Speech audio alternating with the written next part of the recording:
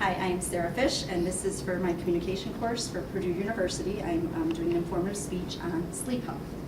So I wanted to start by saying, did you know that according to the Centers for Disease Control and Prevention, the CDC website, that more than 1/4 of the U.S. does not get enough sleep? And I chose that as a topic because we're all in the healthcare profession. Most of us are working moms, and I know that I definitely don't get enough sleep, so that's why I chose to talk about sleep health. So today I will briefly be discussing sleep stages, the benefits of obtaining sufficient sleep, and interventions to implement in order to get the required amount of sleep.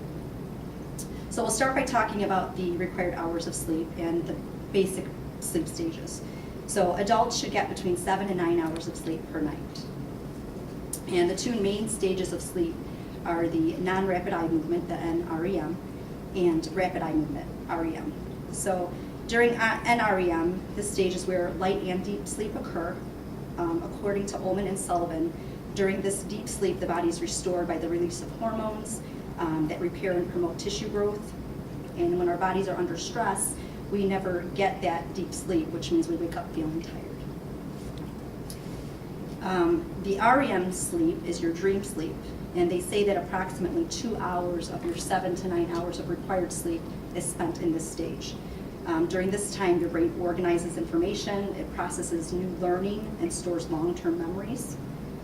This sleep facilitates problem solving, decision-making skills, and that allows us to, in turn, solve some of our personal issues during sleep. Those are the main stages of sleep. Now we'll talk about some benefits by reaching those stages of sleep. So according to the CDC and Ullman and Sullivan, some of the benefits to getting enough sleep are that it improves your immune system, it improves your mood, your ability to function at work, it improves decision-making skills, you're able to maintain your weight, you can avoid injuries and car accidents, it decreases your risk of certain diseases such as hypertension, diabetes, cardiovascular disease, obesity, and depression.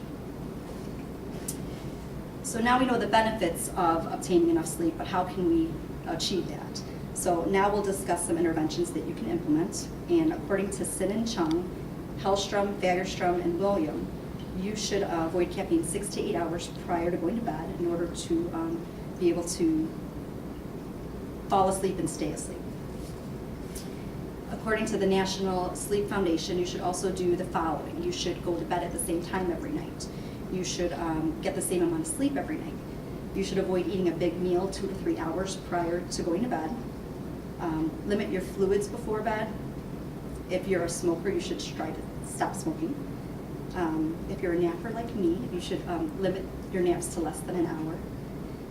You should exercise earlier in the day. Avoid exercising a few hours prior to your bedtime. And you want to create a sleep-friendly environment, which is what I brought today. This is kind of just, you hear the soothing sound of water dripping and falling, and candles. You can light these when you're reading a book, maybe taking a bath. Just create something that helps relax you. Don't keep the candle lit, obviously, after you go to sleep. If you enjoy reading, you can read a book. Make sure you have a good mattress and pillow. Keep your room dark and quiet and comfortable. Remove anything from the room that causes you anxiety. If you can't sleep for more than a half hour, they do recommend getting out of bed and waiting till you do feel sleepy and then try to return to bed. According to the National Sleep Foundation, signs of a sleeping disorder include frequent loud snoring or pauses in sleep, or pauses in breathing, pain or itchy feelings in your arms or legs, trouble staying awake during the day, difficulty falling asleep or staying asleep.